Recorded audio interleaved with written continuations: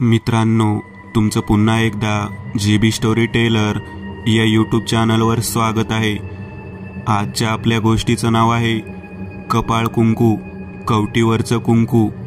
लेखक संतोष देशपांडे। पण गोष्ट सुरू करण्याआधी जर कोणी या चॅनलवर पहिल्यांदाच आलेले असाल तर त्यांनी ह्या चॅनलला सबस्क्राईब करायला विसरू नका। चला तर मग अजिबात वेळ न घालवता गोष्टीला सुरुवात करूया।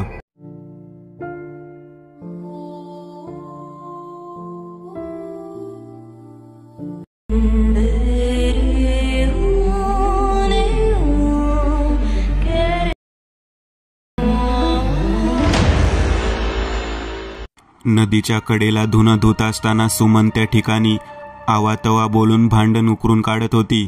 त्याच वेळेला शेवंता त्या ठिकाणी आली। शेवंता म्हणाली, का आज कशासाठी भांडण काढले आहेस तू? विनाकारण लोकांना त्रास द्यायचा तुझा धंदाच आहे जणू। त्यावेळेला सुमन शेवंताकडे पाहत म्हणाली, तुला नाही माहिती काय केलं आहे या सुनीताने? तुला माहिती आहे का तिने नेमकं काय केलं आहे? उगाचच मध्ये बोलू नको शेवंता। तिचं बोलणं ऐकून शेवंता शांत बसली। काय केलं आहे मग सांग तरी? त्यावेळेला ती बोलू लागली। ती म्हणाली, काल ताट वाढून आणून दिलं, त्याच्यावरती काहीतरी विशिष्ट पद्धतीचा कापड झाकलेलं होतं। आज सकाळपासून माझ्या नवऱ्याला उलट्या सुरू झालेल्या आहेत। काळतंत्री बाई आहे। त्यावेळेला तिच्या डोळ्यामध्ये एवढा राग होता की बाकीच्या बायका काहीच बोलू शकत नव्हत्या। सुमन साधीसुधी व्यक्ती नव्हती। सुमन एक काळतंत्रीच बाई होती। त्यामुळे तिला कोणी जरी काही जरी दिलं तरी त्यामध्ये ती खोट काढत होती। शेवंता सुमनकडे पाहत म्हणाली, तुला वाटतं ना तिने काहीतरी दिलं म्हणून तुझ्या नवऱ्याला उलट्या झाल्या? मग इथून पुढे तिच्याकडून काहीच घेऊ नकोस। तेव्हा सुमन म्हणाली, ठीक आहे, नाही घेणार, कोणाकडूनच काही घेणार नाही। तसेही मला कोणाकडून काही मागण्याची सवय नाही। तेव्हा बाकीच्या सर्व बायका हसू लागल्या, कारण त्यांना माहीत होतं की ती असंच म्हणते आणि पुन्हा रात्रीच्या वेळी कोणाकडून का होईना उसनपासनं मागून घेते। नदीवरचा विषय बायका त्या ठिकाणीच विसरून जात होत्या। मात्र सुमन आणि सुनीता या दोघांमधील वाद दर दिवशी वाढतच होता। सुमन साधीसुधी व्यक्ती नव्हती। माहेरी गडगंज संपत्ती असलेली ती मुलगी होती। मगरुरी आणि माज हा तिच्या स्वभावातच भरलेला होता। सुनीतासोबत तिचं नेहमी भांडण होत होतं। सुनीता शांत, सुस्वभावी आणि देवधर्म करणारी मुलगी होती। घरी जर कोणी काही मागायला आलं तर ती आवर्जून देत असे। बऱ्याच वेळा भांडण विसरून सुनीताने सुमनला बऱ्याच गोष्टी दिल्या होत्या। परंतु आज जेव्हा तिने तिच्या नवऱ्याबद्दल तक्रार केली आणि तिने दिलेल्या जेवणाबद्दल तक्रार केली तेव्हा मात्र सुनीता मनातून खूपच रागाला गेली होती। त्याच वेळेला सुनीता शेवंताजवळ गेली।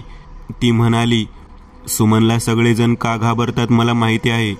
तिच्या माहेरी सगळेजण तंत्रविद्या करणारे आहेत ना, आणि ती सुद्धा सारखा त्या पद्धतीचाच विचार करते म्हणून तिला सगळेजण घाबरतात। परंतु मी मुळात घाबरतच नाही। मला माहिती आहे ईश्वरी शक्तीपुढे कोणाचं काही चालत नाही। तेव्हा शेवंता म्हणाली, अगं तसं नाही, देवाची ताकद तर सगळ्याच्या पाठीमागेच असते। परंतु तुला माहिती आहे का, तंत्रसिद्धी करणारे देवाला प्रसन्न करण्यासाठी वेगवेगळ्या पद्धतीने काही गोष्टी करत असतात। सुमन सुद्धा त्या पद्धतीनेच काही ना काहीतरी नेहमी करत असते। आपल्यापेक्षाही चांगल्या पद्धतीने देवाचे कार्य त्यांच्याकडून घडते। ते सरळ सरळ प्राण्यांचा, पक्ष्यांचा बळी तर देतातच, पण वेळ पडल्यानंतर स्वतःला प्रिय असलेल्या व्यक्तीचा सुद्धा बळी देतात। थोडक्यात काय, नरबळी सुद्धा देऊ शकतात। हे सर्व काही ऐकल्यानंतर सुनीता शेवंताकडे पाहत म्हणाली, म्हणजे तुला काय म्हणायचं आहे? देव भावाचा भुकेला नाही तर रक्ताचा भुकेला आहे। तेव्हा शेवंता म्हणाली, अगं तसं नाही म्हणत मी। देवाला मुळात कोणाचेही रक्त व प्राण, जीव नको असतो। परंतु असत्य असणाऱ्या शक्तींना ताब्यामध्ये ठेवण्यासाठी काही लोक प्रेताची उपासना करतात आणि त्या उपासनेतूनच स्वतःला हव्या असलेल्या गोष्टी त्या प्रेताकडून प्राप्त करून घेतात आणि त्या प्रेताच्या सेवेलाच ते देवाची सेवा मानतात। सुमनचं घराणं सुद्धा अशाच पद्धतीचं आहे। त्या घराण्यातल्या कोणत्याही व्यक्तीशी कोणीही सहजासहजी नातं जोडत नाही। सुमनचं लग्न तिच्या आत्याच्या मुलाबरोबर बळजबरीने करण्यात आलं आहे। सुमनचं त्याच्यावरती खूप प्रेम होतं, परंतु ते प्रेम त्या मुलाच्या घरच्यांना अजिबात पसंत नव्हतं. कारण मुलगी लहानपणापासूनच भांडकुदळी आणि हट्टी माजोरडी होती. सुमनच्या बाबतीमध्ये बऱ्याच जणांचा तसा कयास होता, परंतु त्या मुलाबरोबर लग्न झाल्यापासून त्या घरात सुमन अतिशय चांगल्या पद्धतीने राहू लागली. घरामध्ये कोणाशी तिने भांडण केलं नाही. परंतु जेव्हापासून लग्न करून आली आहे तेव्हापासून तू बघतच आहेस, गल्लीतल्या कित्येक व्यक्तीशी तिचं भांडण होतं.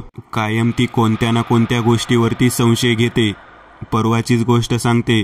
वटपौर्णिमेच्या पूजेच्या वेळेला नवऱ्याला दीर्घ आयुष्य मिळावं म्हणून बऱ्याच जणी वडाला फेऱ्या मारत होत्या. सोबत आणलेल्या धागा गुंडाळत होत्या. त्यावेळेला सुमनने स्वतःहून काची दोरा आणला होता. तो सुद्धा तू पाहिलास ना. एक मोठी बादली गच्च भरून त्याचा बिंडोळा आणला आणि सगळ्या देखत काय बोलत होती तुला माहीत आहे ना. तेव्हा सुनीता म्हणाली, हो माहिती आहे. ती म्हणत होती की 7 जन्म हाच नवरा मला हवा आहे आणि 7ही जन्म मी स्वतः सवाष्ण जाणार. माझ्या नवऱ्याला मृत्यू हा येणारच नाही. जोपर्यंत मी जिवंत आहे तोपर्यंत त्याच्या केसाला धक्का सुद्धा लागणार नाही. मी तशा पद्धतीची गोष्टच केली आहे. आणि ती आवर्जून तिच्या जवळच्या करंड्यामधलं कुंकू दाखवून ते कुंकू वडाला लावायची आणि स्वतःच्या कपाळाला लावून मोठ्यांदा हसायची. तेव्हा शेवंता म्हणाली, तुला माहिती आहे का ते कसल्या स्वरूपाचं कुंकू आहे ते. तेव्हा सुनीता म्हणाली, नाही ग, मला असल्या गोष्टी अजिबात माहिती नाहीत. तेव्हा शेवंता म्हणाली, जया आजी सांगत होती, कालतंत्रातलं कुंकू प्राप्त केलेली ती बाई आहे. तिच्या नवऱ्याच्या केसाला धक्का सुद्धा कोणी लावू शकत नाही. विशेष करून पौर्णिमा अमावस्येच्या दिवशी कशा पद्धतीच्या कुंकवाची पूजा करताना आजीने पाहिलं आहे. मला आजींनी सांगितलं की त्या बाईच्या नादी अजिबात लागत जाऊ नकोस. ती फार भयानक बाई आहे. आता तुलाच बघ ना कसं बोलत होती ती. तू तर तिला कोणत्याही पद्धतीचा भाग झाकून ताटाखाली दिला नव्हता, परंतु तिच्या मनात संशय आला आणि ती तुझ्या बाबतीमध्ये कसं कसं बोलू लागली. सुनीता तिच्याकडे पाहत म्हणाली, मला एकदा आजीला भेटायचं आहे. नेमकं जाणून घ्यायचं आहे की सुमन करती तरी काय. तुला वाटत नाही का शेवंता, आपल्यासुद्धा घरी आपल्या पतीचे आयुष्य वाढावं, मग त्यासाठी नेमकं सुमन काय करते ते जाणून घेणं गरजेचं वाटतं मला. म्हणूनच मी आजीकडे जायचं ठरवलं आहे. तेव्हा शेवंता म्हणाली, तुला जसं वाटतं तसं काही करायला जाऊ नकोस. ती साधीसुधी बाई नाही. तिला कालतंत्री म्हणतात. काहीतरी करायला जाशील आणि स्वतःच्या आयुष्याचं वाटोळं करून घेशील. तेव्हा सुनीता म्हणाली, असं कोणाचं काही गुपित जाणून घेतल्यामुळे किंवा पूजाविधी जाणून घेतल्यामुळे जर वाटोळं होत असतं तर ज्या पद्धतीने तिच्या माहेरची लोक ते सर्व करत आहेत ते फक्त त्यांच्यापुरतं मर्यादित झालं असतं. बाकीच्या लोकांना काळविद्येमधलं काहीच करता आलं नसतं. सगळेजण घाबरूनच बसले असते. कोणीतरी डेअरिंग करायला नको का. शेवंताला सुनीताचे बोलणं खटकलं होतं. ती म्हणाली, सुमन जे काही वागत होती ते तुझ्या बाबतीतलं सगळं काही मला बरोबरच वाटतं. तू सांगून सुद्धा ऐकत नाहीस. आता तुला जर विषयाची परीक्षा घ्यायची असेल तर घे, मग मीही नाही या फंद्यामध्ये पडणार. तेव्हा सुनीता म्हणाली, अगं मी तुला कुठे काय म्हणते, मला निदान त्या आजीजवळ तरी पाठवशील का. तेव्हा शेवंता म्हणाली, तुला माहीत नाही का जय आजी इथेच तागाच्या बनामागे राहते. तेव्हा सुनीता म्हणाली, मी तुला फक्त त्या आजीसोबत माझी ओळख करून दे म्हणते.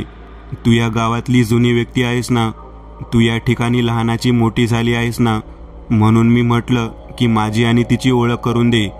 मी तिला ओळखत नाही. तेव्हा शेवंता म्हणाली, ठीक आहे, मी फक्त ओळख करून देणार. बाकीचे जे काही तुला करायचे ते तुझे तू कर. सुनीता हसत हसत म्हणाली, म्हणजे तुला तुझ्या नवऱ्याचं आयुष्य वाढलेलं नको आहे तर. तेव्हा शेवंता म्हणाली, काही काय बोलते, तुला अक्कल आहे का. कोणत्या मुलीला आपलं सौभाग्य वाढलेलं आवडणार नाही. मग चल ना माझ्यासोबत, त्या आजीसोबत भेटूयात. सुनीताचे बोलणे ऐकल्यानंतर कशीबशी शेवंता तयार झाली. शेवंता म्हणाली, तू आग्रह धरत आहेस म्हणून मी तुला मदत करत आहे. कारण या सुमनचं भांडण सारखंच सुरू असतं. तिला कोणत्या ना कोणत्या रीतीने थांबवायला हवं. रोज रोज तेच तेच ऐकून कंटाळा आला आहे.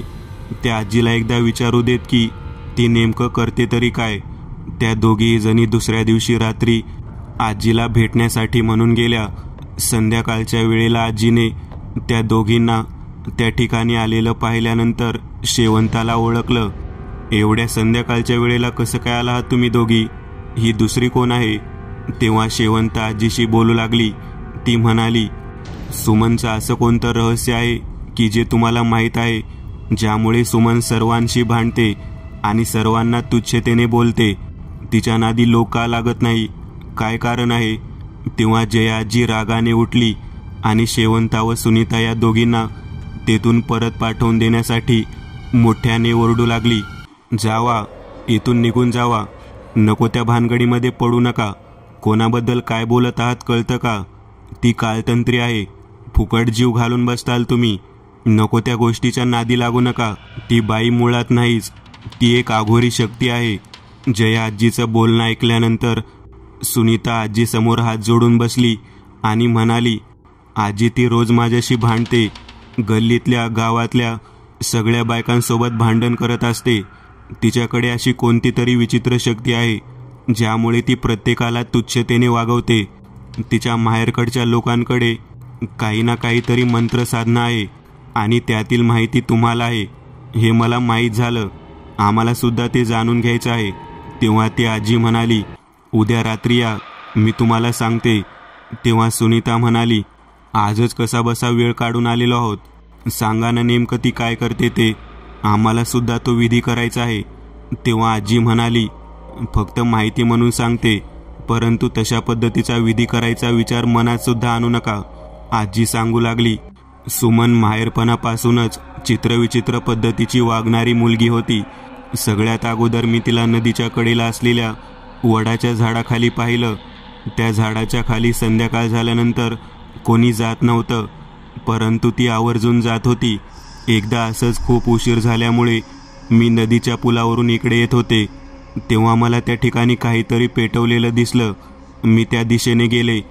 तेव्हा मी झाडाच्या बाजूला सुरू असलेल्या एका विचित्र विधीला पाहिलं. सुमन एका चांदणीच्या आकारामध्ये आखलेल्या चक्राच्या मध्यभागी कवटी ठेवून त्याच्यावरती कुंकू वाहत होती आणि तिच्यासोबत असलेल्या बाईला हात पुढे करून ते कुंकू देत होती आणि त्यानंतर त्या बाईला स्वतःच्या अंगावर घातलेले सर्व दागिने देत होती. मी ते स्वतः पाहिलं आहे. ते सर्व दागिने सोन्याचे होते. मला मनापासून वाटत होतं की आपल्याला तशा पद्धतीचं सोनं मिळावं आणि त्या कवटीवरती वाहिलेलं कुंकू ती त्या बाईला तळहातावर दिल्यानंतर तिला ते कुंकू लावल्यानंतर पुन्हा त्या तळहातावरचं कुंकू पुन्हा कवटीवरती वाहून ती कवटी त्या कुंकवासकट स्वतःच्या झोळीमध्ये घेऊन परत जात होती. आपल्याच गावातील विणकाम करणाऱ्या मीनाला मी तिच्यासोबत पाहिलं होतं आणि तो विधी झाल्यानंतर मीनाने चांगल्या पद्धतीने घरसुद्धा बांधलेले मी पाहिलं. भरपूर सोनं मिळाल्यामुळे मीना खूप खुश होती. मी मीनाला विचारण्याचा प्रयत्न करणार होते, परंतु मी सरळ सरळ सुमनलाच बोलले. सुमन मला म्हणाली, अगं आजी, तुला सुद्धा भरपूर सोनं दिलं असतं, पण तू विधवा आहेस ना. या ठिकाणी फक्त सवाष्णबाईचाच मान असतो. आजीकडून सर्व काही विधी ऐकल्यानंतर शेवंत आणि सुनीता या दोघींना तो विधी पाहण्याचा मोह होऊ लागला. म्हातारीला त्या म्हणाल्या, हा विधी पौर्णिमेला आणि अमावस्येला होतो ना? तेव्हा म्हातारी म्हणाली, होय, परंतु एका जागी नाही होत. ती जागा बदलून विधी करते. गावामध्ये एकूण 11 वडाची झाडं आहेत आणि 11 पिंपळाची झाडं आहेत ज्या ठिकाणी ती विधी करते. मला नेमकं समजत नाही, तुम्हाला त्या विधीमध्ये एवढा आनंद का आहे? तेव्हा शेवंता म्हणाली, अगं आजी, सुमनकडे एवढं सोनं येतं कुठून? आणि ती कोणत्याही प्रकारचा हव्यास न करता सोनं सरळ सरळ विधीसाठी बसलेल्या बाईला दान देऊन टाकते. मग आम्हाला सुद्धा जर ते मिळालं तर? हाच विचार आम्ही करत आहोत. सुनीता शेवंताकडे पाहत म्हणाली, मला वाटतं तू पहिल्यांदा तिच्यासोबत जा. तुझं आणि तिचं जास्त वाकडं नाही. माझं खूप भांडण होतं, त्यामुळे मी तरी काय त्या विधीसाठी तिच्यासोबत बसणार नाही. मी वाटल्यास तुझा आणि तिचा विधी चालू असताना बाजूला दुरून तो विधी पाहीन. तेव्हा शेवंता म्हणाली, मला वाटतं आपण एकदा मीनाला बोलायला हवं. नेमकं काय चालू आहे ते तरी कळेल. त्या दोघी जणी विचार करत होत्या. तेव्हा आजी म्हणाली, पोरींनो, तुम्ही सवाष्ण आहात, तुम्हाला त्या विधीला बसता सुद्धा येईल, परंतु त्यातून त्या मुलीचा काय फायदा आहे हे अगोदर जाणून घ्या बरं का. शेवंताच्या मनामध्ये लालच आलेलं होतं. तिने मनातील भावना सुनीताच्या समोर बोलून दाखवली. सुनीता म्हणाली, तू काही काळजी करू नको, तुझ्यासोबत मी आहे. मला सुमनचं रहस्य जाणून घ्यायचं आहे. त्या दोघी जणी त्या ठिकाणाहून लगेचच सुमनच्या घराच्या दिशेने गेल्या. सुमनच्या हालचालीवरती त्यांनी लक्ष ठेवून होत्या. बरोबर पौर्णिमेच्या दिवशी तिच्यासोबत विधी करायचा या गोष्टीला ठरवून शेवंता 2-3 दिवस अगोदर सुमनशी बोलायला गेली. सुमन तिला म्हणाली, शेवंता, खूप दिवस झालं तू माझ्या पाठीमागे असतेस. हे बोलल्यानंतर शेवंता चांगलीच हादरली. तेव्हा सुमन म्हणाली, तुला माझ्यासोबत विधीसाठी यायचं आहे का? हे ऐकल्यानंतर तर शेवंताला काय बोलावं कळेना. शेवंता म्हणाली, तू तुझ्या अंगावरती घातलेले सर्व दागिने देतेस म्हणे. मला पूर्णतः ते सर्व काही पाहायचं आहे. मला ते दागिने हवे आहेत. तेव्हा सुमन म्हणाली, का नाही देणार? तुझी इच्छा असेल तर जरूर देईन, परंतु एक लक्षात ठेव, या गोष्टीच्या मागे तुझ्या मनातील जी काही भावना आहे ती मला अगोदर सांगावी लागेल. जर ती चांगली असेल तरच मी तुला ते दागिने देईन. अखेर आपल्यासोबत सुमन त्या विधीला तयार झाली आहे म्हटल्यानंतर शेवंताने सांगितले, मला केवळ तुझ्या सोन्यामध्ये रस आहे. तू एक चांगल्या पद्धतीची मैत्रीण आहेस. मला त्या पद्धतीने सोनं मिळवून दे म्हणजे झालं. तेव्हा सुमन म्हणाली, लक्षात घे, मी जी पूजा करते त्या पूजेमध्ये कपाळ असते, तर कपाळ म्हणजे कवटी असते. त्या पूजेनंतरच आपल्याला ती गोष्ट प्राप्त होते. त्यामुळे त्या गोष्टीसाठी अजिबात घाबरून जायचं नाही आणि मी जे सांगते ते सर्व काही करायचं. शेवटी शेवंता तयार झाली. सुमनने तिला करदोडा दिला आणि सांगितलं, तुझ्या नवऱ्याच्या कमरेला हा करदोडा बांधायला दे आणि ज्या दिवशी पौर्णिमेला विधी करायचा आहे त्या दिवशी तो करदोडा कापून परत घेऊन ये. तिने सांगितलेल्या पद्धतीने अगदी तसंच शेवंताने केलं. शेवंताचा नवरा दिसायला खूप सुंदर आणि धष्टपुष्ट असा होता. तिने लगेचच आपल्या नवऱ्याला सांगितलं की मला तुमच्या कमरेला करदोडा बांधायचा आहे. तो करदोडा बांधल्यानंतर मला तुम्ही काही दिवसांनी लगेचच परत द्यायचा आहे. तेव्हा तिचा नवरा म्हणाला, अगं वेडी आहेस का? करदोडा अगोदरच माझ्या कमरेला बांधलेला आहे, अजून एक कशाला बांधायला सांगते? तेव्हा शेवंता म्हणाली, मग जो आहे तो तरी मला काही दिवसांनी परत द्या. तेव्हा तो म्हणाला, ठीक आहे, तो देतो आणि हा बांधतो. ती म्हणाली, ठीक आहे, चालेल. आपल्या नवऱ्याने अगोदरचा असलेला करदोडा आपल्याजवळ दिला आहे हे शेवंताने सुमनला सांगितलं नाही. ती थेट पौर्णिमेच्या दिवशी संध्याकाळी त्या ठिकाणी जाऊन पोहोचली. दिलेला करदोरा आणला आहे ना तू? असं तिने विचारलं. तेव्हा तिने होय म्हणून सांगितलं. आणि काय, त्या ठिकाणी झोळीतून तिने त्या वडाच्या झाडाखाली कवटी काढून ठेवली आणि बाजूने चांदणीच्या आकाराचे पिठाने चित्र काढून त्याच्याकडेने गोल वर्तुळ काढलं आणि त्याच्या मध्यभागी बसून विधी करायला सुरुवात केली. अगोदर तिने त्या कवटीवरती मंत्र म्हणत कुंकू प्रोक्षित केलं आणि त्यानंतर काही वेळाने ते कुंकू उचलून आपल्या समोर बसलेल्या मैत्रिणीच्या हातावरती दिलं आणि तिला आपल्या पाठोपाठ काही मंत्र म्हणायला लावू देत विचित्र भाषेतले मंत्र म्हटल्यानंतर शेवंताकडे पाहत ते कुंकू तिने हातात घेतलं. लगेचच स्वतःच्या अंगावरचे दागिने तिने पटापट काढून तिला द्यायला सुरुवात केली. ते सर्व दागिने तिला दिल्यानंतर अतिशय आनंदात तिला म्हणाली, काही काळजी करू नको, तुला हे सोनं प्राप्त झालेलं आहे. आता तो करदोरा मला दे. तुझ्या नवऱ्याच्या कमरेचा आहे ना, जो मी दिला होता तो? तेव्हा ती म्हणाली, हो, माझ्या नवऱ्याच्या कमरेचाच करदोरा आहे, परंतु तू दिलेला आहे तो नाही. हा अगोदरचा घातलेला करदोडा आणलेला आहे.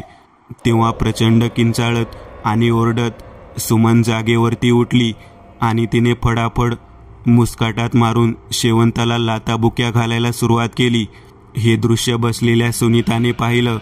तिच्यासोबत असलेल्या आजीने सुद्धा पाहिलं. आपल्या मैत्रिणीला या पद्धतीने सुमन मारत आहे म्हटल्यानंतर तिला राहावलं नाही. तिकडे ती मोठ्याने ओरडत शेवंताला म्हणत होती, तुम्ही सांगितलेला विधी चुकवलेला आहे. नालायक बाई आहेस तू. तू माझा सांगितलेला विधी चुकवला. जसं मी तुला बजावलं होतं, मी दिलेला करदोरा तुझ्या नवऱ्याच्या कमरेला बांध म्हणून, आणि तो परत आणून दे म्हणून. तो अगोदर बांधलेला करदोराच आणून दिला. लक्षात ठेव, याची शिक्षा तुला भोगावीच लागेल. मी तुझा इथेच आता जीव घेते.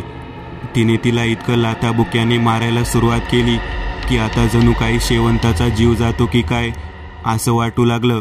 मध्यरात्र होत आली होती. पौर्णिमेच्या त्या उजेडामध्ये जया आजी आणि सुनीता हा प्रकार पाहत होत्या. सुनीता आपल्या मैत्रिणीला वाचवायला जाणार इतक्यात जया आजी म्हणाली, तू जरा शांत बस, शेवंताला काही होणार नाही. तेव्हा सुनीता म्हणाली, अगं आजी, तिला वाचवायला नको का? तेव्हा आजी म्हणाली, बघ पुढे काय होतं ते.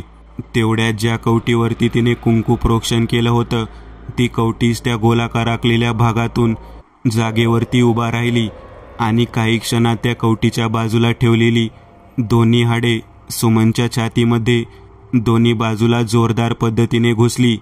कवटीने तिच्या डोक्यावरती जोराचा प्रहार केला. तो भयानक प्रकार पाहून शेवंता हादरली. शेवंता तिथेच घाबरून थरथर कापत होती. सुमनचा जीव एका क्षणात तडफडून जाऊ लागला. शेवंताने तिला पाणी पाजलं आणि सुमनला म्हणाली, अगं हे काय चालू आहे, मला सांगशील का? तेव्हा सुमन म्हणाली, तुझ्यामुळे मी कायमस्वरूपी सवाष्ण राहणार. माझ्या नवऱ्याचं आयुष्य वाढवून मी सवाष्ण राहणार होते, परंतु नालायक असलेल्या तुझ्यासारख्या मैत्रिणीमुळे माझं सवाष्णपण आज पौर्णिमेच्या दिवशीच पूर्ण झालं. मी आता वाचत नाही. आता हा विधी तुझ्याकडेच राहणार. कपाळ कुंकू, कवटीवरचं कुंकू, हा विधी कायम तुझ्याकडे राहणार. कवटीतला सैतान तुला मदत करणार, कवटीतलं प्रेत तुला मदत करणार. माझ्या नवऱ्याला माझा निरोप दे. त्याचं आयुष्य वाढण्याच्या नादात मी माझा जीव गमावून बसले. तिच्या तोंडातून रक्त ओकलं जात होतं. तिचं हे बोलणं ऐकून त्या ठिकाणी जया आजी आणि सुनीता दोघीही जणी गेल्या. तिच्याकडे पाहत म्हणाल्या, तुला जर यातून वाचायचं असेल तर काय करावे लागेल? तेव्हा सुमन म्हणाली, आता काही उपयोग नाही. मी माझ्या स्वार्थापोटी बऱ्याच पद्धतीने चुकीचे वागले आणि त्याची शिक्षा आता मला मिळाली आहे. शेवंता, मी तुला निरोप देते. माझ्या नवऱ्याला सांग की आतापर्यंत तुला जे काही आयुष्य मिळालं ते सर्व काही माझ्या पूजेच्या साधनेमुळे मिळाले, या कपाळ कुंकवाच्या विधीमुळे मिळाले. मी आता सवाष्ण जात आहे. माझ्या मृत्यूनंतर या गावामध्ये राहू नकोस, नाहीतर मीनाचा नवरा, प्रभाचा नवरा, शांताबाईचा नवरा हे तिघेही पिशाचे झाले आहेत. ते पाठीमागे लागतील आणि त्याचा सुद्धा जीव घेतील. तेव्हा सुनीता म्हणाली, म्हणजे तुला नेमकं म्हणायचं आहे तरी काय?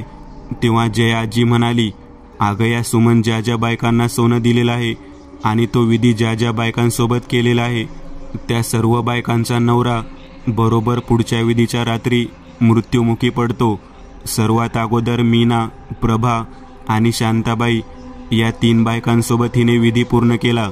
त्यामध्ये जसं शेवंताला सांगितलं अगदी तसंच मंतरलेलं काळसूत्र म्हणजेच करदोडा दिला आणि तो करदोडा आपल्या नवऱ्याच्या कमरेला बांधून बरोबर अमावस्या आणि पौर्णिमेच्या दिवशी या प्रत्येक स्त्रीने सुमनला आणून दिला.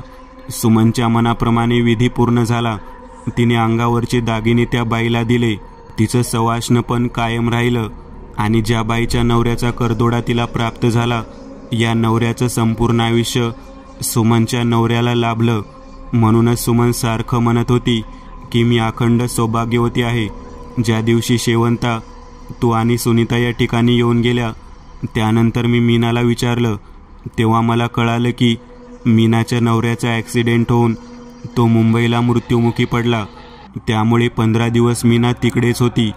त्यानंतर हळूहळू एका बाईच्या नवऱ्याचा अंत झालेला मला समजू लागलं. मी जो विधी पाहिला होता त्या विधीमध्ये सुमनचं चांगलं रूप मी पाहिलं होतं, परंतु त्या पाठीमागचा तिचा स्वार्थ पाहिला नव्हता. कपाळ कुंकू या भयानक विधीतून सुमन हिने केवळ स्वतःचा स्वार्थ साधला.